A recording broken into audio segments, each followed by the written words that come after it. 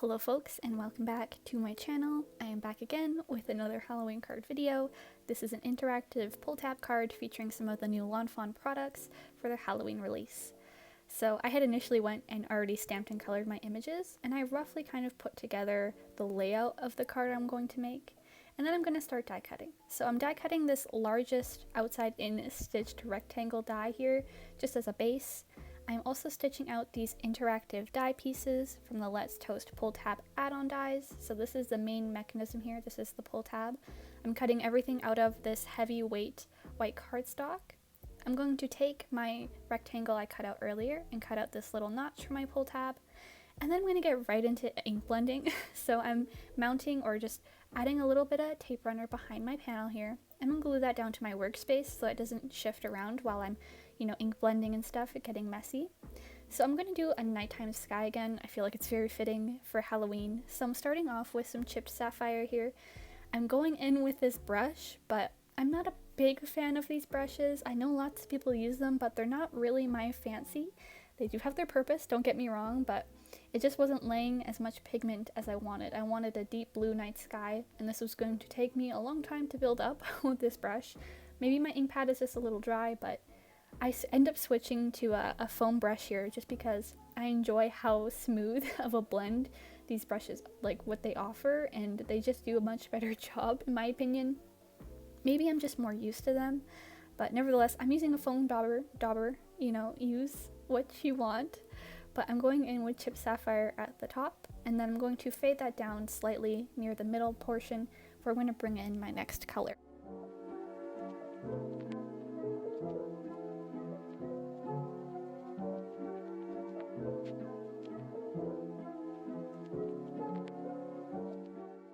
Next, I am blending in or bringing in this other color here, so I'm adding some prize ribbon. This is another distress ink. It's a little bit lighter than chipped sapphire. I'd say it's a very royal blue, and again, it's just adding more depth to my sky scene, and I think it's just a lovely shade of blue. So I'm going in with this for the second half of this card, but I don't need to blend it all the way to the bottom because I'm gonna have a little hillside at the bottom of my card that's going to kind of hide whatever I don't blend here, so you don't need to bring the color all the way down. Next, I am taking a stencil here. This is the Birch tree stencil from Fawn. I am using the one that has the trees cut out of it, and I'm going to line that up on top of my background and hold it down with the magnets on this metal crafting sheet. And I'm going to be using some Black Soot Distress ink. Again, it's just such a nice solid black color. I'm a big fan of this one, especially for Halloween. And I'm going to be using these brushes, these microfiber brushes, I guess. I'm not too sure exactly what they're called. They're good for stenciling, I will say that. They do get into all the nooks and crannies, especially with these birch tree stencils. I'm going back and forth with my sponge dauber as well. This, because of the way the stencil is cut, it does have a tendency, I find, to shift. If you do have like a pixie spray, I would recommend using that for this kind of stencil, but I don't really use those kinds of things. I try to hold down with just the magnets, but I'm just lightly dabbing on top of the stencil, trying not to move it, and then I'm going to use that brush to get into like the corners and everything of these branches so that the stencil transfers really well onto my project here. And I'm going over the entire stencil with the black soot. It's not the most dimensional thing, but I'm trying to keep it kind of simple because my background isn't the focal point of this card. It's the background. I don't need to do too much to it, so keeping it simple, just adding some spooky trees.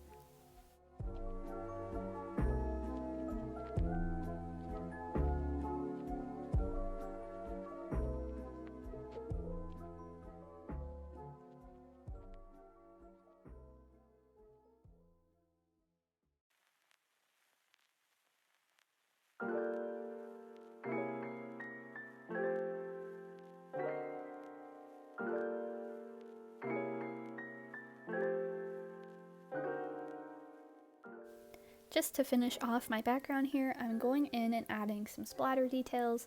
So first I'm going in with some clean water and a clean paintbrush, and I'm going to flick that water onto the background using my paintbrush, and then we'll let that sit for about 30 seconds before I dry it off with this towel here. The water reacts with the water-based inks that I used to stencil and everything, so it's going to remove those spots of ink, I guess, and then leave these little dots here that are lighter in color, which I think just looks really cool. And then I'm also using this distress spray in black soot, so I'm just going to add some black flecks to the background. It's very spooky, almost upside downy, I guess, if you've watched Stranger Things, but I just feel like it adds some ambiance to my Halloween scene. I'm also using this distress mica spray, so it's a mica spray, meaning it's kind of shiny when it dries, and it's in Harvest Moon, so it's this lovely yellow color that kind of looks like stars and really sets the nighttime scene here. And then after I have all my splatter done, I'm just going to go let this dry on the side while I work on my pull tab here.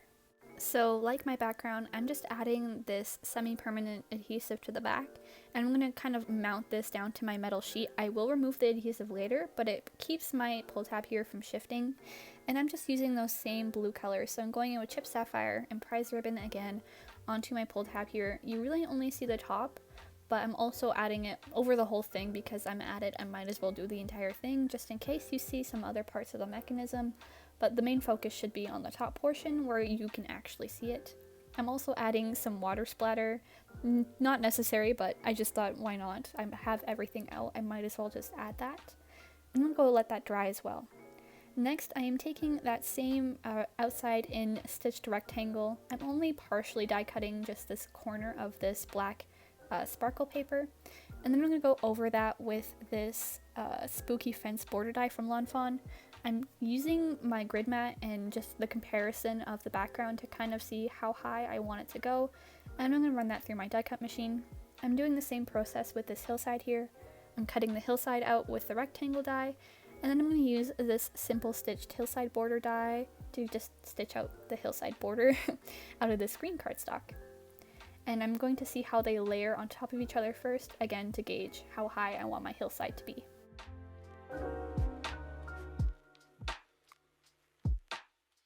Now, in comparison to my background, I felt like this hillside was lacking a little something, so I'm going in with this Distress Oxide ink in Lucky Clover. You can use whatever green ink suits your fancy. I just went for this one for no reason. And I'm just going over this hillside, and I'm going to try my best to blend it and fade it in as well as I can. It doesn't turn out the greatest, so I'm going in and adding some splatter because why not? It'll fix whatever mistakes I may have made or I think I have made. So I'm just going to add some more splatter to my hillside. It also kind of helps it look more cohesive with the background because I have splatter on everything now. So that is why I'm doing that. And then I'm going to set that off on the side to dry before I continue on.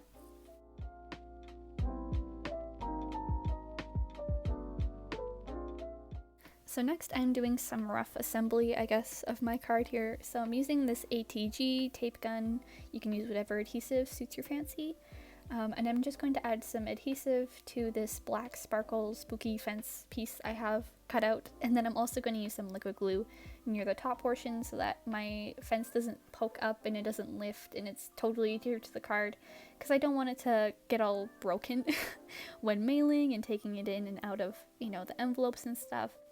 So I'm just making sure my fence is really stuck onto my background here, especially because I have a mechanism that's going to be moving against it.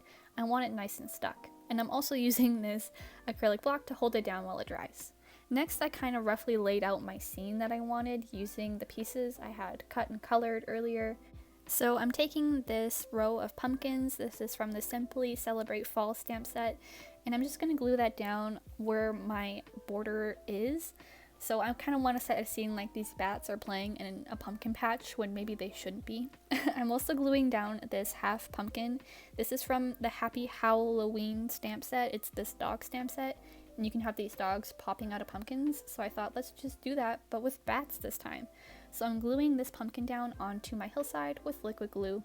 I'm also going and adding details onto these pumpkins on my background right now, because I will have mechanisms and stuff layered over it. It's going to make it hard for me to go and add gel pen later on.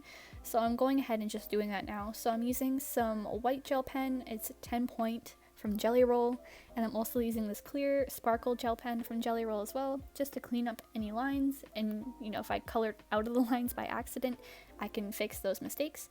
And then I can also add some sparkle to my pumpkins, because why not? It just makes it look cooler. And I'm doing that to this entire row. Once I am done with this, I'm going to take my background and I'm going to die cut this little slit die out of it, This is from the pull tab die set, and this will allow an opening for my mechanism to go in through. So I'm taking this pull tab here and I'm just scoring it on all its lines. You kind of want this Z-shaped fold on both these flaps so they meet together in the middle. And I'm going to make sure I have some nice creases with my bone folder here.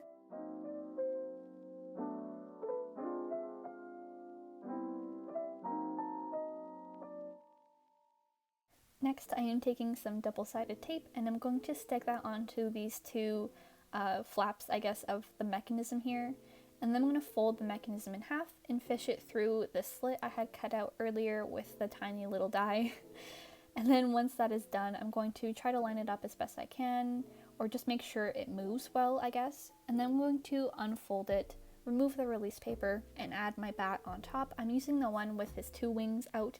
You could really use any one of the bats from this stamp set, but I felt like this one was just so perfect. He looks so happy. And then I'm going to go ahead and cut off any excess of the mechanism that is kind of poking out behind my bat, because he's not the biggest, I guess. So this is kind of what my mechanism was looking like, and it was at this point I kind of realized, oh snap, his wings, like even when my mechanism is fully down, you can see his wings and you can see his ears. So what's the surprise there, right? So I'm taking these two pumpkins I had, and then I'm also taking this pumpkin topper, I guess. So I'm adhering two pumpkins behind this half pumpkin jack-o'-lantern thing I have on my hillside. These will be used to cover up the wings, so you don't see them at all. And I'm just using some tape runner to adhere them to the back side of this hill here. That is important because this hill is going to be separated from, I guess, the backdrop of the scene here.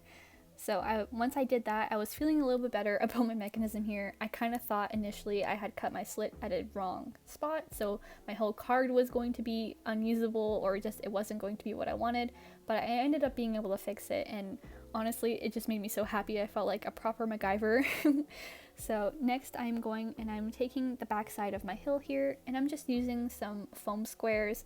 These are the thicker, or I guess regular kind, because I want them to be far away from my mechanism so they don't really interfere with its movement. And I'm just going to add them to all over the backside of this hillside, just making sure I'm not adding anything where my bat is, because I don't want him to be stuck. I want him to be able to move, because it's the whole point of the card. So once I do that, I'm going to remove the backing paper and line that up and adhere it to my card base. But before I add here my little hillside, I'm going to add some details with my gel pens again, because it'll make it harder for me to do this at a later point, so I'm going to do it now.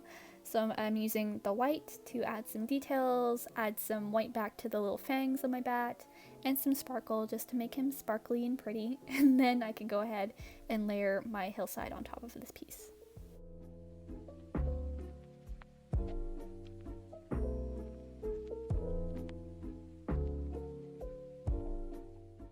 So next I'm just going to add some liquid glue to the tops of my bat's ears because they're still sticking out, and I'm going to add this top piece of the pumpkin.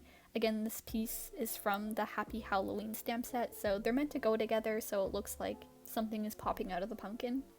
So I'm gluing that on top of his ears. He's fully hidden and camouflaged now, and I'm going to go add some more detail with clear and white gel pens. So off camera, I went ahead and I die cut these bracket pieces from the pull tab die set. These will be adhered to the back side of my card, and they're going to keep the pull tab straight when you're pulling on it so it doesn't shift around and so the mechanism works properly. I cut out two. You technically only need one for a card, but I just wanted extra security to make sure that my mechanism works well and functions well. So I'm going to score it on the score lines the die cuts out, and I'm going to add some double-sided tape onto the tabs and onto the center square backs, I guess, of these pull tabs. Once I have that done, I'm going to pull off the release paper and kind of hug them around my mechanism, make sure my mechanism is straight, and then adhere them down to the card base. And then I'm going to take the release paper off the tab once I have this nice and stuck down, and then you're just going to finish the hug and kind of wrap the other square on top of it. You don't want this too tight, or else you're not going to be able to move your mechanism, but you don't want it too loose either, or else it will defeat the purpose. You just want a nice little snug hug, I guess, around your band here. So I'm repeating that same process with the second one. Again, the second one is kind of optional, you don't need it. But I just wanted the extra security of like, okay, this will for sure work. It's not going to mess up my mechanism at all. And here I am kind of fiddling with it. You kind of have to get it used to doing that motion and then it'll really work. So you gotta play around with it a little bit sometimes. I also cut out this little pull tab piece, I guess. It has this little arrow so the recipient will know to pull on it, and I cut it out of a black cardstock. This is from the pull tab die set, and I'm going to add some liquid glue and glue it on to the top where I had the notch cut out, so it perfectly fits in that notch and has a little arrow and everything, so the person who I give this card to will kind of understand what this card does and that there's actually a surprise on it. So off camera I went and prepped this standard card base, so it's 5.5 by 4.25, and I'm taking my background here, again it's still flipped over, and I'm adding some of those foam squares to the back of it. These are, again, the normal kind, not the thin kind. And so I'm just going to add them all over my background piece, or the back of my background piece, but I'm not adding any on top of my mechanism because I don't want to hinder its movement. So once that's all done, I'm going to remove the backing papers and then try to stick it on as evenly as possible onto my card base here.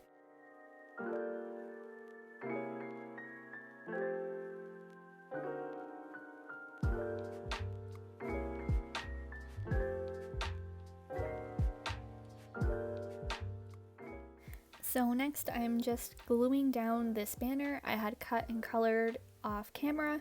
This is from the Fangtastic Friends add-on stamp set, and I put the sentiment trick or treat on top of it and I emboss that with a black embossing powder, and I'm gluing it down with a my ATG gun. Next I am taking these two bats that are from the same add-on stamp set. They're meant to like hold the banner in the sky, kind of like they're flying. So I'm gluing those guys down with some foam squares so that they're kind of at the same level as my hill, keeping it cohesive and stuff like that. And I'm taking this pumpkin I had, again, cut and colored off camera. This one is from the costume party stamp set. I'm adding a little face to him so he's all cute and he kind of goes with this other jack-o'-lantern I have.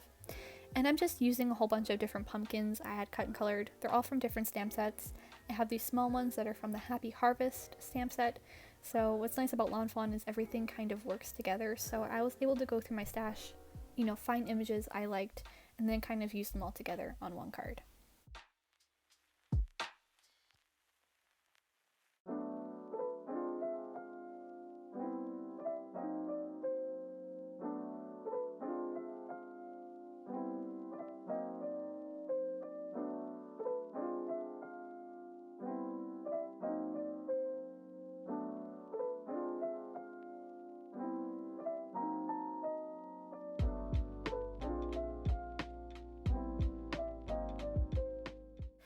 And I'm just going to go ahead and add some details with, again, the white gel pen and the clear gel pen, just to add some details, clean up lines, and finish off my card.